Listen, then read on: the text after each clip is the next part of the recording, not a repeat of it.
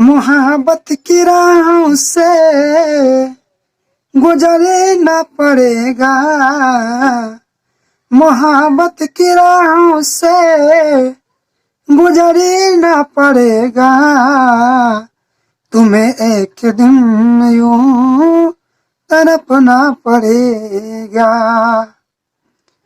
तो आइए इसी ट्रैक पर मैं एक मैथिली में शिव चर्चा का भजन लिखा हूँ।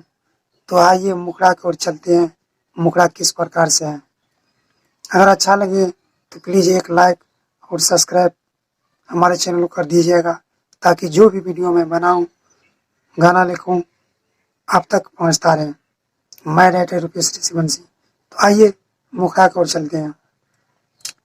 शिव को गुरुवर बनाना पड़ेगा, शिव को गुरुवर बनाना पड़ेगा, तुम्हें एक दिन चरणों में जाना पड़ेगा, तुम्हें एक दिन चरणों में जाना पड़ेगा।